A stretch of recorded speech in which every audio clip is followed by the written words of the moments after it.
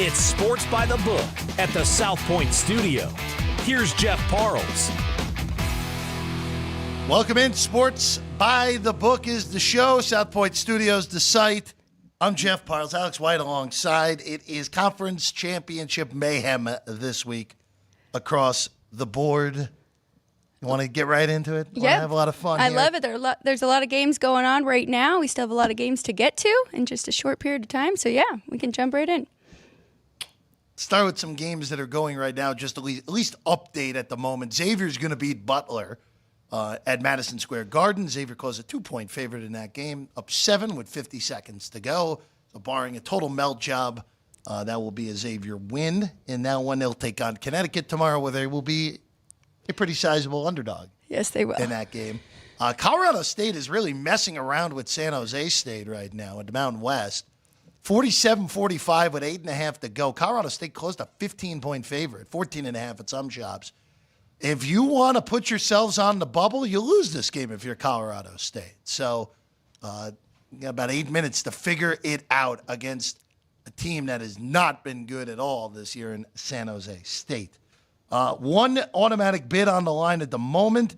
McNeese all over Nichols in the battle of schools that used to have the word state at the end of their abbreviation in Louisiana. McNeese, a projected 13 or 12 seed, Will Wade squad. Former coach of LSU, of course, now the coach of McNeese. Just pummeled everyone in that league all year long. They were a gigantic favorite today, and they look like they're well on their way to going to the NCAA tournament. So there are a few non-big leagues titles later today as well. We'll get to the Patriot League final in a little bit. But we begin Rutgers and Maryland. I feel like we just talked about these two teams at length over the weekend.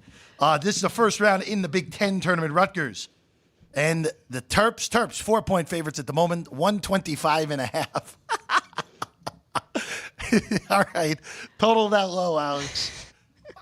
Do you really want to bet the over in this game, even at that ridiculously low total? Neutral court in Minneapolis for this one. Nope, not even a little bit. I actually wish the bookmakers weren't so good because I went right to this total when the lines came out. I was hoping to bet that under, but I think that number is right. I mean, the last time Maryland won 56-53, and then Rutgers won 63-46, so barely getting over 100 when we see these two play. Both of them known for their defense, not their offense. Rutgers 4th in the country and Maryland 12th. So nothing for me in this one, but I mean, even at 125.5, Jeff, I still think under would be the smarter play. I really want to take Rutgers on the money line. I just can't get there. I mean, neither of these teams are any good. That's why they're playing in a 12v13 game in the Big Ten tournament in Minneapolis later here today.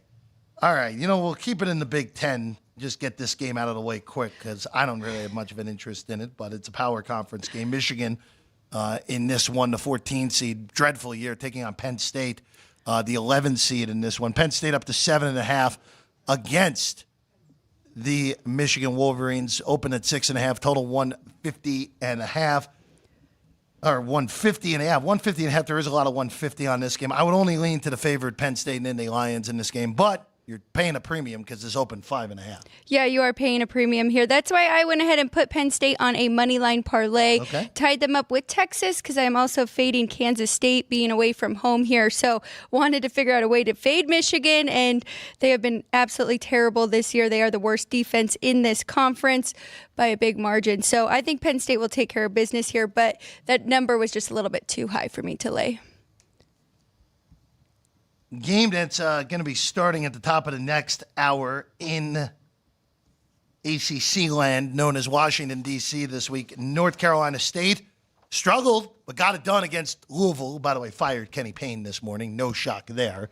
After 2 years of, for lack of a better word, putting the program in actual hell over the last 2 years with 15 wins in 2 seasons. Expect Scott Drew to be the name that's talked about a lot for that job right now. I don't know if he should take it or not. Different discussion for a different day. Wow. Syracuse 1.5. There's some 1 out there. There's some 2 out there. 151.5 on this one. We've talked about Syracuse being sort of a luck box in this run where they got hot, actually owned the 4 seed in the conference tournament. going into the final 3 games of the regular season. They fell to 7. NC State's really not any good. I would lean to the orange in this game. I just more of a fade of NC State, who played yesterday and was really not overly impressive, and more likely than not without their best player for the second consecutive day. So I didn't do anything, but I was leaning more to the dog here. Better offense than Syracuse, but you're right. If you're looking for the better defensive team, you go with the orange. What about that total, Jeff? I think that's a little bit low for these two teams. Especially Syracuse, relatively fast pace. Both of them have trended to the over all year long. NC State 18-12 on the year, and then Syracuse 18-13 to the over. 5-0 to the over in their last 5 games going into this one. So 151.5, that seems a little low to me. I would also look to the over in this one. Which is, I talked to you about this. I've got some overs that I like today. Yeah, this isn't one I bet, but this is... Are you okay? Did Frank inhibit your brain? I swear, I think it was Monday I told Matt, I'm trying to stay away from overs in the tournament. And then today I have already, I bet 3 or 4, and then I just gave out another one there. Frank, if you're listening, bet them all. Bet them all. Boston College and Clemson, real quick here in this one. This is another ACC game. This is a later tip, 9:30 Eastern, 6:30 out here on the West Coast, again in D.C. Market low on Clemson behind us, 7. 145.5. Boston College really took it to Miami, who completed really just a horribly disappointing season last night in D.C. I will say this. I didn't bet Clemson. I probably will fit them in at some money line parlay with those games that start later. Alex, I have to figure out what the dance partner is. I really hope Clemson wins this game because they have a better chance of beating Virginia. And if there's one thing I want from this NCAA tournament, it's that I don't want to have to watch Virginia again after tomorrow. So Clemson in the money line parlay, I'll figure out the dance partner by the end of the show. And I can tell you right now, I'm betting Clemson tomorrow against Virginia if we get that matchup. So if they lose their first game, you think that they are out? Clemson? No, Virginia, because they are on the bubble, right? I think they should be. So they need to win Clemson, by the way, is safely in right now. Clemson's going to be either a 5 or a 6 seed in the NCAA tournament. Virginia, Glenardi had them in the first 4. Okay. I don't see it. I don't think their resume is good enough. And especially if they lose to Clemson, shouldn't be enough to get in. If they beat Clemson, they're going to get in. Right. But if they don't beat them, I don't see it. So this is one that I was looking at the under, actually, at 145.5 here. Made it a little bit lower, 141. But trends are a little tricky. These two both just 10-10 over under in conference play this year. Not much that we can make with the pace. They're both very average here. But yeah, nothing for me on the side. I think that number is right. I think 7's a little high. I made it 6.5. But yeah, no strong opinion for me on this one. Going to the Big 12, my fate of BYU worked great today, Alex. And by great, not at all. TCU won and covered against Oklahoma, even though that game got much tighter than it needed to be. You got there on the total if you bet it over by 2 points in the end. But we'll start with Kansas State at Texas. And this is my favorite underdog of the evening. I like Kansas State, and forget the points. I like them outright in this game.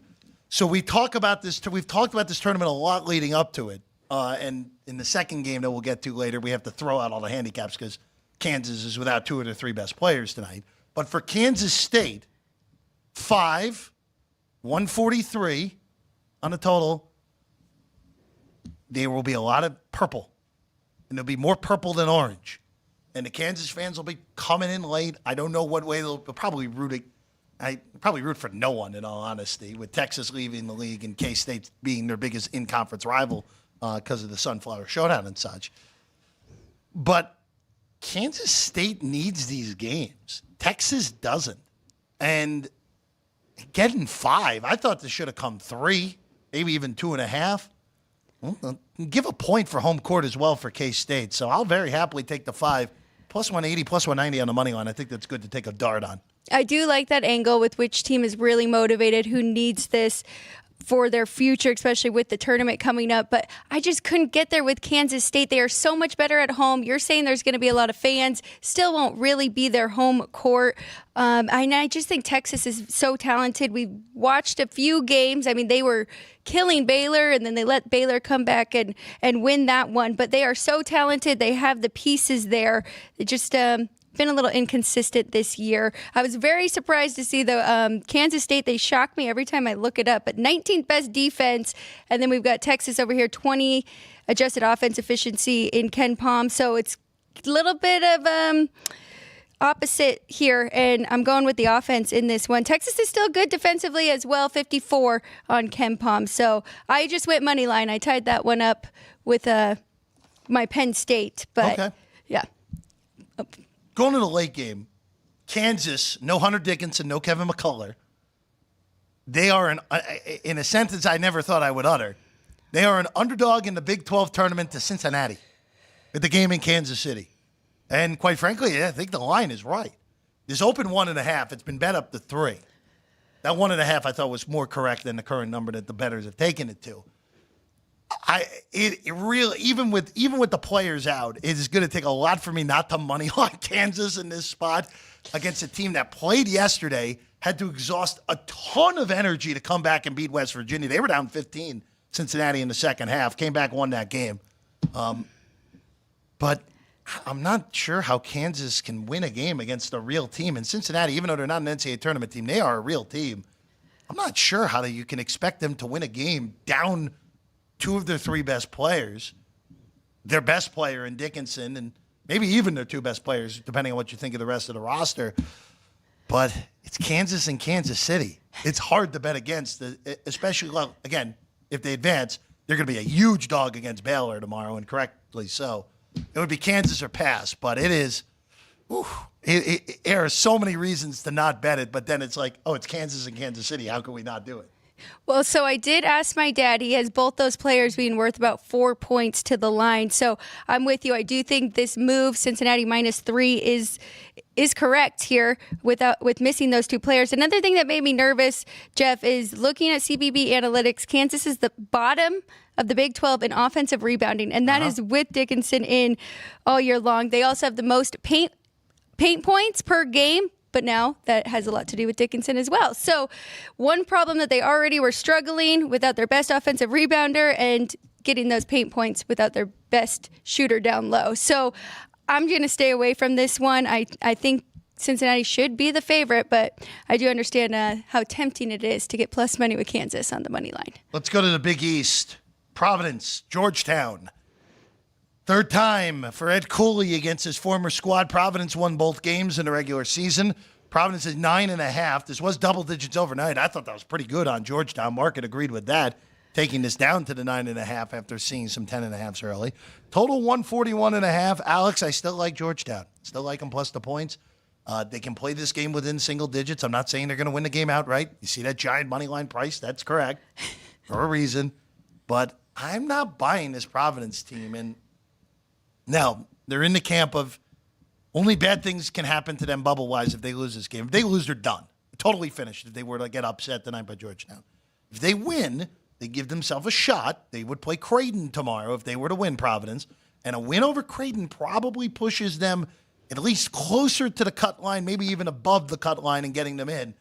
But tonight I don't think it's going to be as easy as people think. I think this is a tight game. Georgetown covers the number. I'm on them tonight at that 9.5.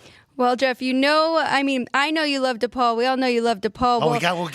We're going to get to them before Danny Burke. Don't worry. Well, Georgetown is only better than DePaul offensively and defensively in this conference. So they have been struggling this year. I didn't do anything here. I think that number is just right at 9.5 and nothing for me on the total as well.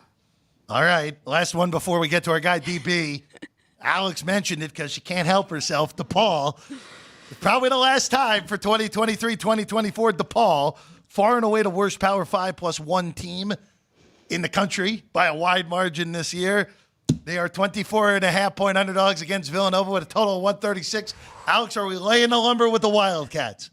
No, I'm not. Are you betting the total, though? I bet the total. We are going under that 136.5. Okay. I mean, we don't have to tell you much about DePaul and their offensive struggles here, so I'm not expecting many points from them. Villanova, very good. 14th adjusted defense efficiency on Ken Palm. They are 9-1 to the under in their last 10, holding teams to an average of 59.5 points in those games. I don't even expect DePaul to get to 59 in this one, Jeff. So I think we're good going under 136.5.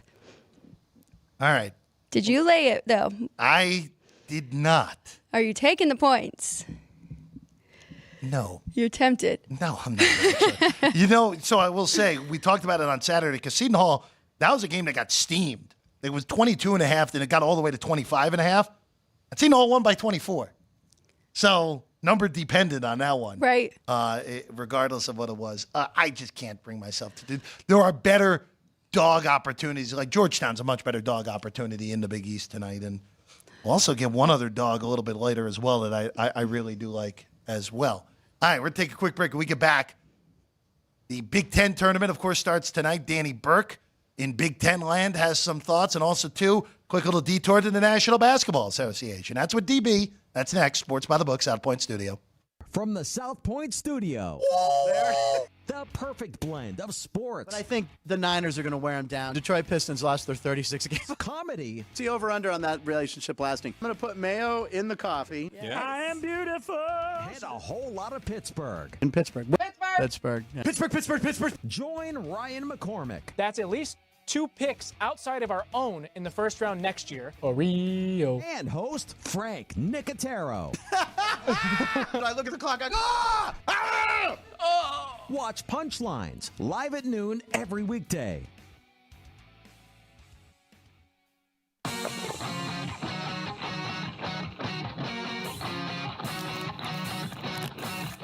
Once you've satisfied your hunger, get ready for more of the hottest casino games in Vegas. Our 24-hour, 30-table non-smoking poker room proudly hosts all the most popular poker games with a variety of betting limits. Visit the poker room for a schedule of daily tournaments. Whether you're going to hold 'em or fold 'em, the best place for poker is at South Point Casino. You'll notice that our craps tables are usually the loudest in the casino. If you've never played, join one of our free craps lessons to find out what makes this game so exciting. Check with the craps dealer for schedules and give it a roll. Bingo is also an exciting way to spend your time. We offer 7 sessions of bingo every day. Bingo! And each session includes a cash ball jackpot, 12 bingo games, a progressive double action game, and a $10,000 bonus coverall. Electronic units are available. If you haven't played bingo with us, give it a try today. Guests can also get in on the action at our one-of-a-kind race and sports books. 2 separate rooms designed to maximize your experience and comfort. Our sports book, with over 400 seats, puts you right in the middle of the action, 24 hours a day.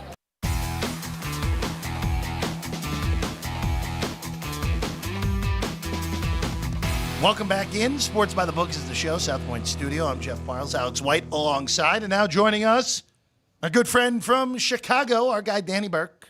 Burke's Beat is the podcast. Burke's Beat is the website as well. Danny also writing for our mutual friend Ben Fox earlier today as well with some of the NBA plays you're going to hear right now on the show. DB, it's a good time of year, isn't it, buddy? One of the best. I know you guys are enjoying it there, especially you, Jeffrey. I'm excited to hear about all the debauchery that is going to ensue in the next couple of weeks. You know, when we were on the show, what was it, a couple weeks ago, we heard about your use check bets and all of those crazy things.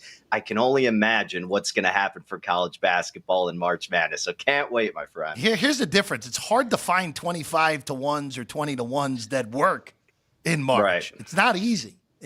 Unlike at the Super Bowl where dumb luck can happen and the Niners run the perfect play for your fullback to make the first catch. I mean, look, this stuff happens in a positive light for some of us. You're in Big Ten country. Of course, naturally, you won't be able to bet most of those games in Illinois because of the stupid rule with the teams involved in the state of Illinois and those betting rules. But we have no problem betting everything here in Nevada. So we'll get your take here real quick on the futures here at the South Point for the Big Ten tournament right before we get started here. Purdue's even money. No shock there, favorite. The Illini at plus 275. And then you got your Nebraska Cornhuskers at 15 to 2, which is plus 750. Everyone else is double digits. Danny, you see it on your screen right there in front of you. Are there any numbers that you would consider here as we are a few minutes away from that tournament tipping in Minneapolis?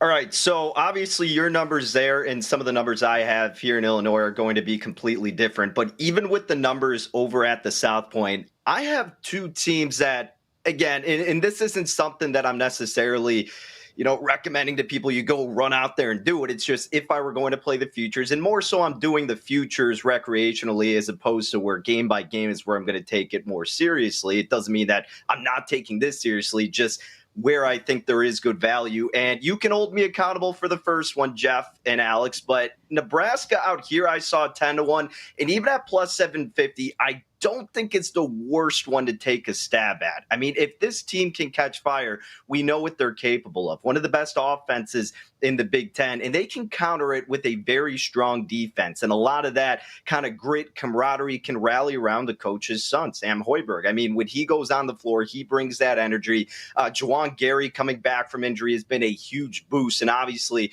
we know what Tominaga can do if he catches fire from deep. So this team has the weapons. It's just, can they play in some kind of normal fashion away from Pinnacle Bank Arena? So we know that they're not going to have home court, and the Gophers is going to be the only team that does, right? But I still think because of its uniqueness being not completely the opponent's home court advantage, that they will be able to manage. And we did see them finally get some road victories toward the end of the year. So I think Nebraska, if you can get plus 750 or better, is worth a flyer because, look, realistically, you're going to go against Penn State or Indiana. All right, I like my chances with the Huskers there for their first meeting.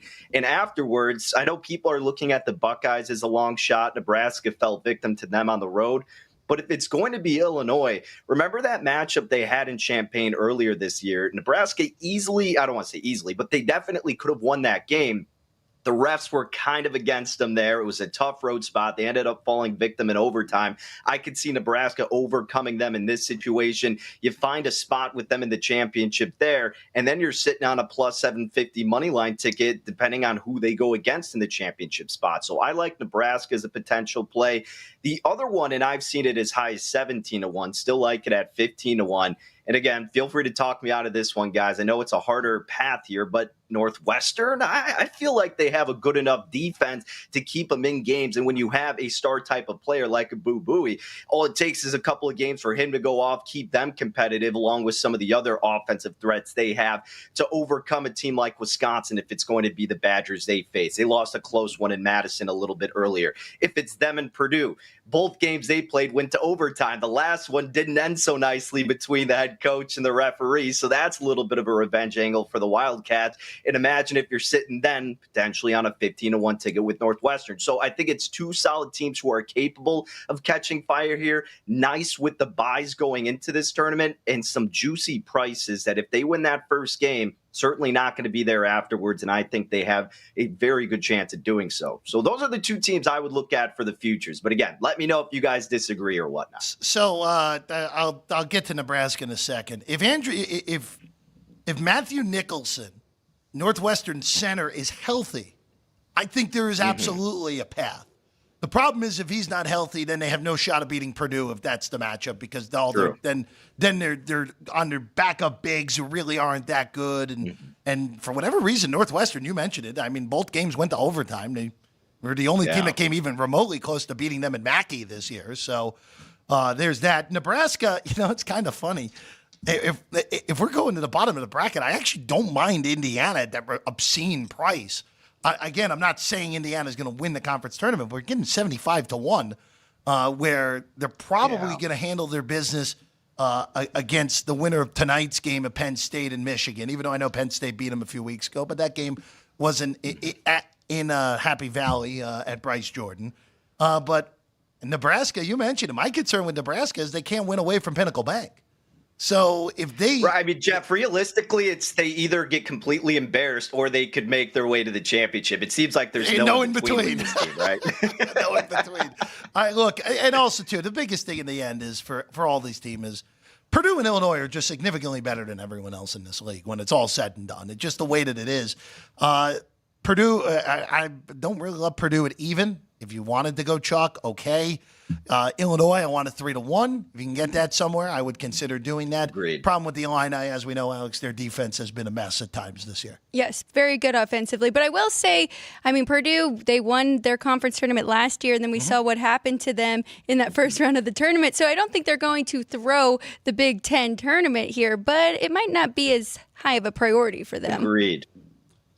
Yeah, Alex, I'm the same way with you there, too. And almost instead of looking at Purdue even money, I mean, this team in these bigger stages, we know, tend to play a little bit closer to their competition. Heck, even through a lot of spurts in this regular season, if you really like the Boilermakers that much because they're only even money, I would just watch every game, pay attention, wait to see if you can get an in-game number on them so you could win the bet on an individual basis and still try to get some decent value with them. But I like your line of thinking. I mean, they got their sights set on broader horizons after what happened last year in the tournament. So I like what you're thinking there. Danny, I just want to ask you one other question, college hoops-wise, before we shift to the NBA. Obviously, there are a ton of games this week. Obviously, the big dance starts next week. How do you handle, when you hop in this late in the game on college hoops, how do you handle betting these conference tournaments or obviously next week when the whole shebang starts? Yeah, with these conference tournaments, I think what a lot of recreational bettors have to keep in mind is that, as we all know, obviously, this is a time for underdogs to come through. But with that being said, you have to take out a little bit of the recency bias. Yes, you want to target some teams who have caught a hot streak to a certain degree, but just because a team may have won their last couple of games doesn't mean it's going to automatically translate over into the mix here. I mean, take the Big Ten, for example. A team like Ohio State has been on everybody's radar, but if they were to lose in that first matchup against Iowa, a team that really doesn't play defense but great offense, it's not going to be that shocking. So don't get too emotionally invested in a team that's been doing well and then all of a sudden be so surprised when they fall short. We see it happen all the time. Now, again, that still could open the door for a team in the Big Ten tournament to make a little bit of a run. We kind of saw that with Ohio State last year. So things like that where you absolutely have to take recency bias out of the matter. And something that I like to do too, and again, it's not saying that people don't do this, but really look deeper into the stats of the kind of nitty-gritty stuff, the non-flashy material like grabbing boards and limiting the fouls and having success at the free throw line. People, of course, like to look at how many points are you averaging, how many are you giving up, 3-point success, etc. Yes, all important, but what it really comes down to is what kids can you trust to do the simple things right when we're sitting on our couch going, how can you not do that? I could do that. Yeah, realistically not. But when you're playing in your driveway, you think you can. So it's those things that separate these small, finite lines that really come out and end up being the big difference makers. So make sure you dive into those metrics as well. Very good, Danny. All right, let's go to the NBA. I'm excited. I've got to skip to this one, Jeff, because I love your prop bets, and you're looking at something in the Warriors-Mavs game. What are you looking at in this one?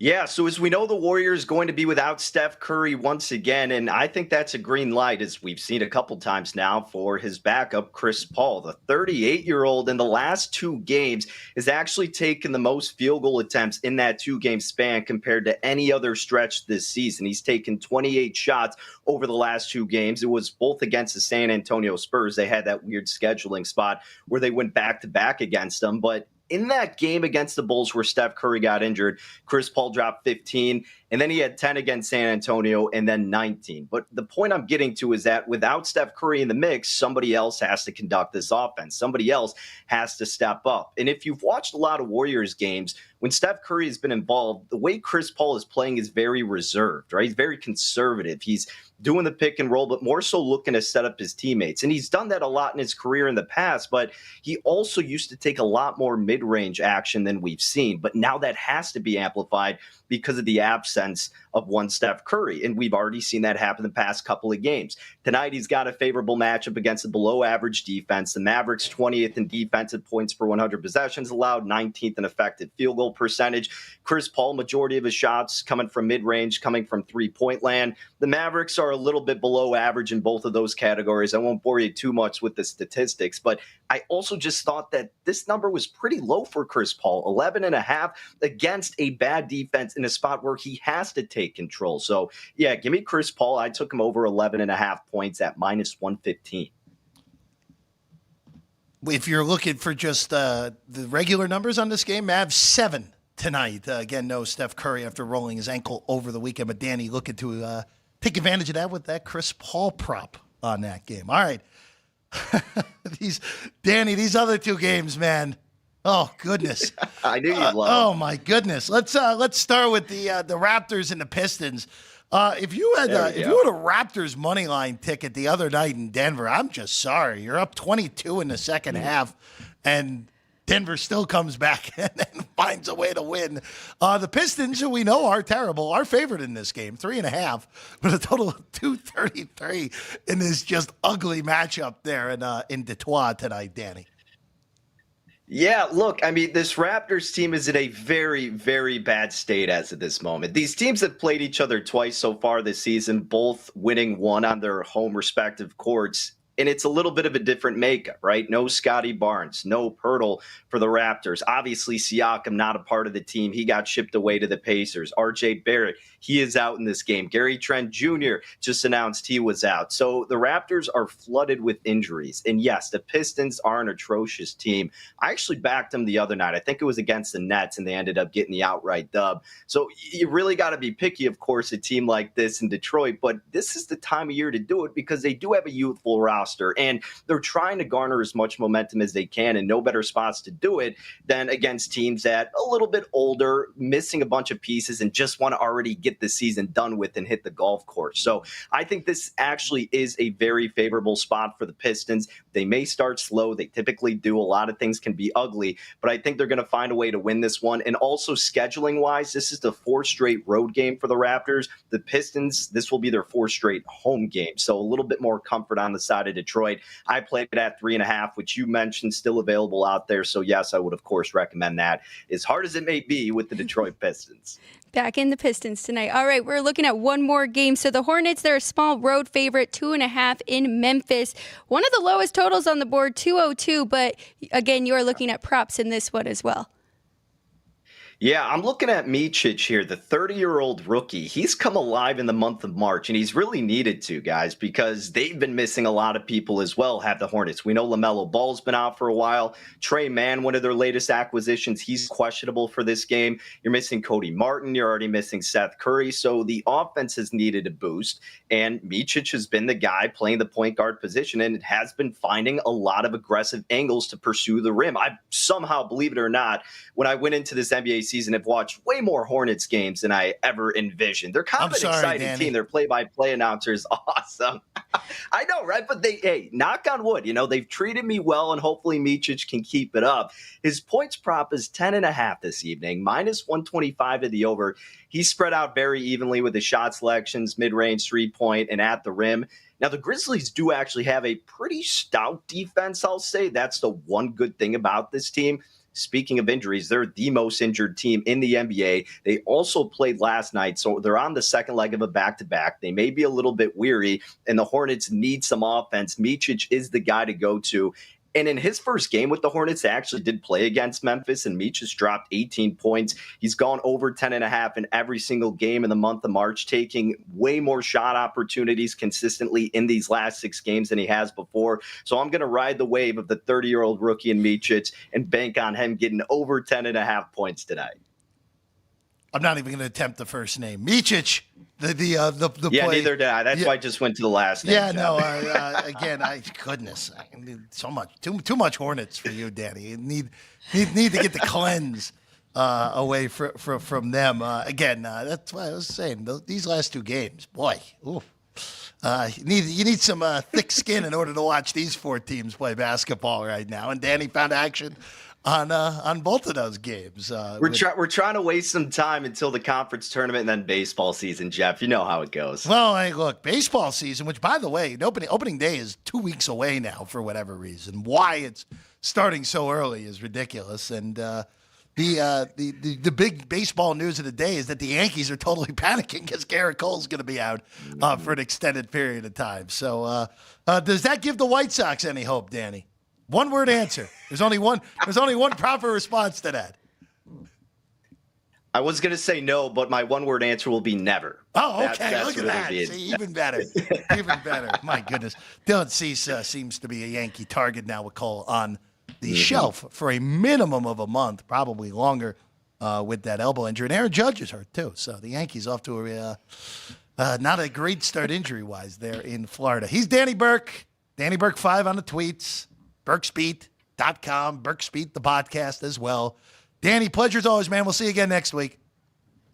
Yeah, always a fun time, guys. Best luck with your bets. Talk to you soon. All right, Thank you, Danny. Danny Burke, everyone. All right, we'll take a quick break. When we get back, Vinny Magliulo is going to join us when we get back. Sports by the Book, South Point Studio. South Point offers all the types of entertainment you'd expect at a first-class Las Vegas resort. Did you know our 400-seat showroom is one of Las Vegas's top destinations for live entertainment? Enjoy live performances by classic Vegas entertainers, bands, and today's hottest comedians, plus a rock and dance floor. You can also enjoy live entertainment at the Grand View Lounge, where you'll feel all the vibes of old Las Vegas. Enjoy the music, and if you love to laugh, don't miss The Dirty at 12:30, our very own free comedy show, every Friday night at 12:30 a.m. in the Grand View Lounge. The Dirty is 100% free, so arrive early. Go to southpointcasino.com or call the box office at 77136 for today's performances at the showroom and the Grand View Lounge. When you're ready for your favorite cocktail, stop in and unwind at one of our 7 specialty lounges. There's a bar around every corner, because you're in Vegas, baby. South Point Casino has plenty of attractions for the whole family. Catch a movie. Our 16-screen movie theater includes 2 XD Extreme screens for the ultimate in viewing, sound, and luxury. After the show, treat the family to a variety of treats at our old-fashioned ice cream parlor, Kate's Corner. We scoop up a variety of creamy concoctions, including smoothies, hand-dipped cones, milkshakes, malts, sodas, and sundaes. At Kate's, there's something for everyone. And if you've still got time to spare, our bowling center might be right up your alley. Voted Best of Las Vegas, it's a great place for friends and family fun. 64 lanes, a pro shop, snack bar, and arcade. And while the kids are bowling, you can play slots and sip on a drink in the Alley Cat Lounge while overlooking the lanes. For our more serious and professional bowlers, the South Point is also home to a separate tournament bowling plaza.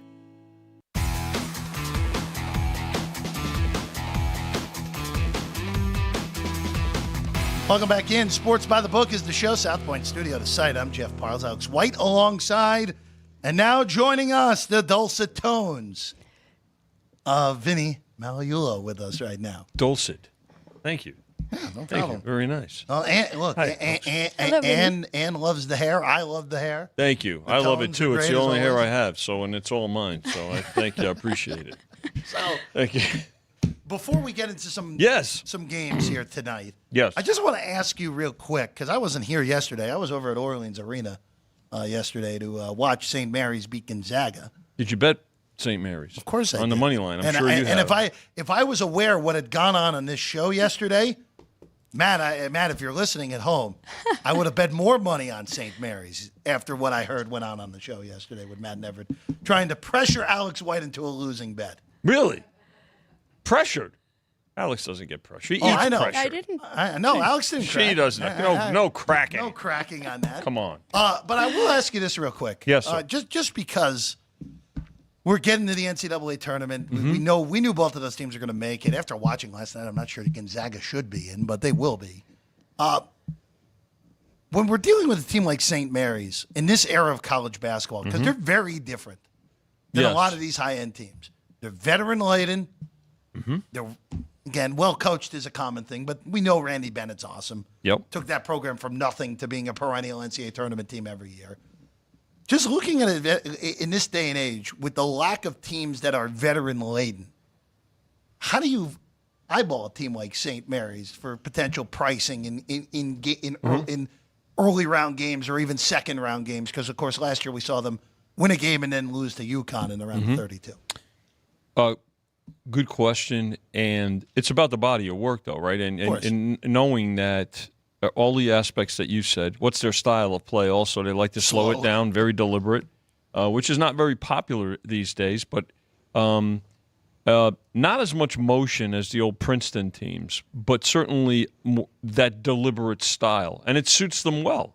And teams have to adjust. They make teams adjust to them, to their game. That's what's made them so successful. Now, can that carry over in the NCAA tournament? I mean, think about this. Let's say they meet a team like Alabama or a team like Kentucky. A little right? different style. Now you talk about a clash of wills and styles. Who dictates that, and how does it play out?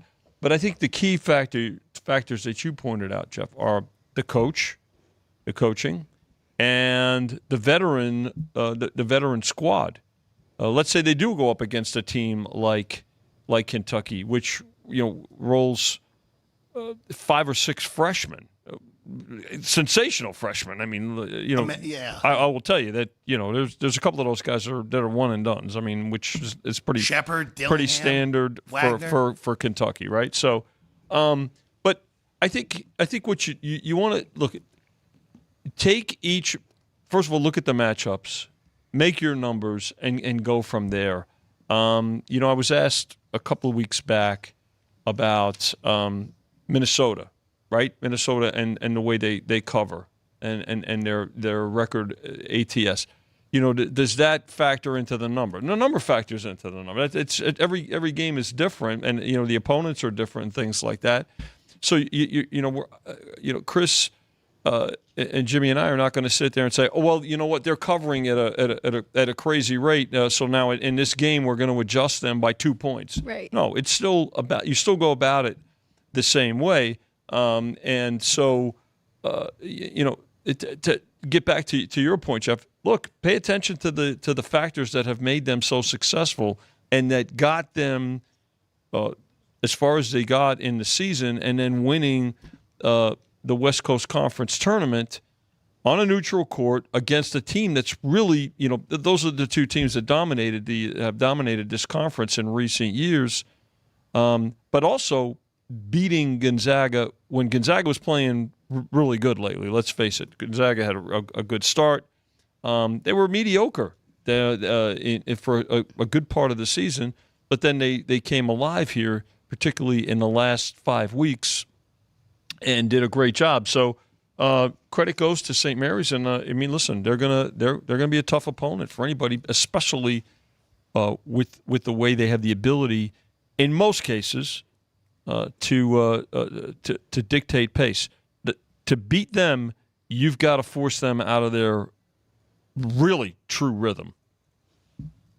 So it was a good game, though, and it was, yeah. You're right about these two dominating in that conference the night before. They both won and covered easily against the next two best teams, Santa Clara and San Francisco. Yeah. But, yeah, so it's funny. They split that regular season, so you knew they were both going to be very hungry in that game. That's why I stayed away, but I was very happy when St. Mary's got the win. Yeah, no, and they deserved it. They did a great job. And the other common denominator last night, the refs were awful in that game. Truly and utterly awful in that game. I know. Well, look. I mean, there were times both ways. I was going to say. Yeah, I was going to say it wasn't right? like Yeah. it wasn't one way or another. It was both down the line. Just both teams got equally. There were times, by them. when there's a game, and here's the way I saw it, Jeff. Too, and let me know if you agree.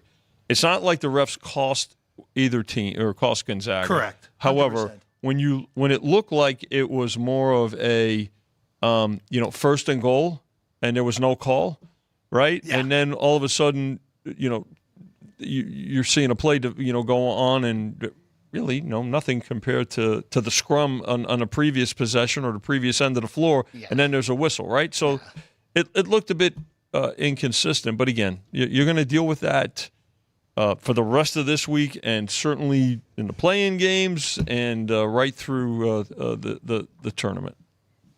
Let's go to the SEC. This is one of the power leagues we didn't touch on. Vandy in Arkansas. Vandy coming off of a pretty miraculous win over Florida on Saturday, all things considered. We're down as much as 9 in the last 5 minutes, came back, won the game of regulation. Now to get Arkansas, who's been team infuriation this year, to put it politely. Yeah. It's 148 on this one, Vinny.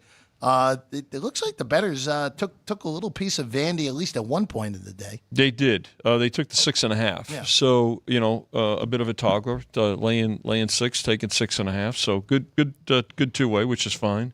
Again, this is like you look at this time of year, and all of a sudden somebody is going to win one of these early round games, right? or a couple of these early round games and say, wow, they're playing really good. This is where they need to be playing their best ball of the season. They're desperate. They need to advance as far as possible, possibly even win the tournament to get in.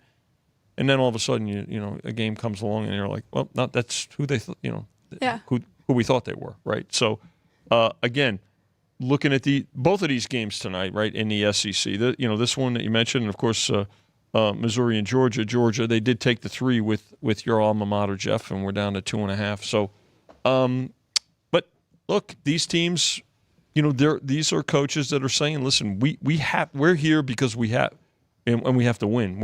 If we're going to play next week in the NCAA tournament, these are games that we have to have and have a great rest of the week. Otherwise, we're going to be in a secondary tournament. I mean, that's the reality of it. So, this is the first day of the season for you're going to hear a lot of those speeches in the locker rooms. Oh yeah.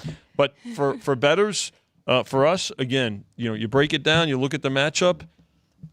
I certainly, and I know Chris feels this way too. You don't get caught up in what you're hearing and what you watch. Stick with your numbers, and you've come this far. And as handicappers, Alex, you're doing the same thing, right? You're looking at it and saying, well, listen, I make this game this. Jeff, you make this. This is what I make it. This is what I like. You're going to watch the movement. And, if you're not going to get involved pregame, you're certainly going to perhaps get involved with the end game or pass and learn. And maybe watching these two games tonight and not betting them, look at how you're going to either bet on or against these two teams tomorrow as the tournament progresses, right, Alex? I mean, that's Yes, definitely. And for this one, this Arkansas game, stayed away from the side, but I did make it a little bit higher, and I've been writing these Arkansas over. So I'm going to see if we can get one more here even in the tournament. So I went over that 148.5, mostly because Arkansas is starting to click a little bit and figure it out, but their defense has still really been struggling. Yeah. They're averaging 91 in their last 5 games and allowing 89, 5-0 to the over in their last 5, and 11-6 to the over in conference play. Vandy, I know they have struggled offensively, but the last time they played Arkansas, they shot 50% from the field, and in their last 5 games, they're averaging 73 and allowing 81. So not much defense from them as well. So hoping for a high-scoring game. Yeah, to your point, and you put it was a good number. Hasn't moved that much, but I think we'll definitely need it under. There's going to be a propensity to bet this game under very much because of the lack of defensive prowess by either one of these teams. I want to look at one other game in the Mountain West that's going to be starting soon. New Mexico, right squarely on the bubble right now. They need to not lose this game tonight against Air Force, a team who has already beaten them once this year in the pit, and quite frankly, that result is the main reason New Mexico finds That's why they're on the bubble, right? In this position. If they just handled their business at home, they'd be fine. 15 behind us on this game. We just saw Colorado State as a 14.5-point favorite. Not ever really come close to covering that number. They won by 10, but never really was a doubt if you had San Jose State. Yeah. Good point. And the underdog Fresno won outright against Wyoming. Somehow Wyoming blew that game in the last 5 minutes against the Bulldogs. Doggies are barking over at Thomas and Mack on the UNLV campus. They did lay the 14 with New Mexico here, and I think it's for the reasons you said, right? I mean, first of all, the fact that New Mexico did lose to Air Force in the pit, which is let's face it, the pit's a difficult venue for the visitors. Colorado State did cover late. They made their free throws late. I mean, it was a 3-point game, I think, with less than a minute to go, and so they that's how it got to 10. So it was close throughout. I think this is where folks are just looking at New Mexico being desperate, because New Mexico, in my opinion, not only needs this game, they're going to need the next game as well, probably to get off the bubble. Because let's face it, when you're on a bubble, there's not only teams within your conference that are maybe on the bubble as well, but all the other conferences. Let's face it, I mean, if you look at, you look at the tournament and you say there's 50 bids, right? You can pencil in whether the ones that have already qualified and those that you are going to qualify, right? Well, you know what? There's 20, 30 teams on the bubbles, right, to fill in the rest of the 14 or the 18 spots, right, to get the right to get selected, even for the play-in games. So that's I think that's what New Mexico. I think that's their situation, and I think that's why the bettors did lay the number. But so far, the first two games in the conference tournament today have gone to the Dogs. And I've heard New Mexico be thrown around to win this conference tournament. If they can get hot and make a run here, I don't hate that at all either. I swear I didn't bet only totals today. I had some sides in the earlier games, and this is my third over that I bet, but I went over this total 144. You were talking about the Princeton offense and that constant movement. Well, we know Air Force likes to run that, and they're also a very good three-point shooting team. So I expect them to make some three-pointers in this one. New Mexico fastest pace in Mountain West, 20-9 to the over this year, and they have the most two-pointers in the Mountain West and paint points actually. So expecting a little bit higher than the 144. I took this over. Got a good number, Alex. It was a little bit higher earlier, so good. Took some under money, but you went over a good number. Well, and it's funny, Vinny, because I told Jeff earlier, like this whole week, I've been kind of staying away from the overs, even if my numbers pop there. But today there was just at least three that I really liked. It's interesting to that point, Alex. Teams. Let's say you talk about teams that don't play real good defense. We were talking earlier about the Vandy game. And they're going to have to defend better. I mean, in order to have a chance, right? They've got to defend better than they've done for the season. That's why they're in these play-in games, right? These early round games of their tournaments, compared to teams at the top of the bracket that are in many cases getting double buys. So, but yeah. That's something that definitely comes into play. Let's go to the games that are just down the road here as well at T-Mobile. Yes. The Pac-12 for one last dance. You can get in for $4 right now to see the Battle of the Bay Area. Where are you going to sit? Oh, I think wherever you want. In all honesty, I think wherever you want. Cost you more for a cold one. Yeah, more. Are you kidding? It could be triple. Right. For a cold one. Cal and Stanford, we saw these two teams meet during the regular season. They split. Regardless, everyone's like, Cal's not any good. Where Cal's program was when Mark Madsen inherited him for this season, it is incredible how far they have come in a quick period of time. Because this was the worst program in the Pac-12 since that one tournament appearance when Jaylen Brown was there for the 1 year. And now here they are. They're 2-point dogs in this game. I actually like Cal in this one against Stanford in the rematch. We just saw this last week, and Stanford won that game big. This game did open. They did lay the 1.5. Yeah, not surprised with Stanford, Jeff. So if you're going to go with Cal, you're going to get the better number. But if you also like Cal +2, you probably sprinkle in a portion on the money line, right? So. Yeah, I mean it's basically a pick'em game, particularly in baskets where it's under 3 or 4. So, any time that you're looking at taking the points, and again, there's a figure to be a close game, yeah. But if you like the team to cover a bucket, then you think they can win the game as well. So, this one here, and again, you look at SC and Washington earlier. Favorite one there. UCLA's going on right now. In fact, UCLA in a big run at the end of the half. They're ahead by double digits. They did take Oregon State, by the way, with the 6.5 in that game. So we did close UCLA 6. So not a lot of movement on that total. One of the lower totals today too. No real surprise at 126.5 on that one. To your point too, Jeff. This one, what a contrast here. 151.5. This one was bet over 150 considerably. So. I didn't do anything here. Lean to Stanford. they are the better team here. And Cal has struggled down the stretch, scoring, shooting percentage down to 39%. So a little bit towards Stanford, but Jeff makes a great point in that revenge. Stanford won 80-58. So I know that that's going to be on their minds for sure. And? Two-way action. Two-way action on the desk. There you go. There you go. Oh, are you going to freeze this? No, I can't do it. And do I need to come back there and help push buttons technically? Let me.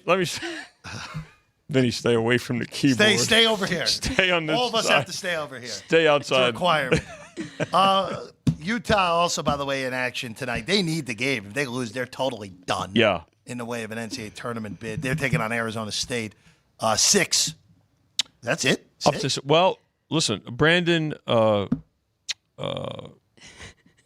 Carlson was questionable in this game, but it looks like he's playing. I mean, we're not, still. I know they laid the 5. They laid 5.5. So I'm just. I mean, it looks like he's playing. So, but yeah, I hear you against Arizona State. So there's no. We're going to need Arizona State in the game. It's so probably going to be a late money line. Probably. There's the dance partner, Alex. There it is. Well, if you like the money line on Utah, then don't wait. Just well, no, it's going to go with Clemson now.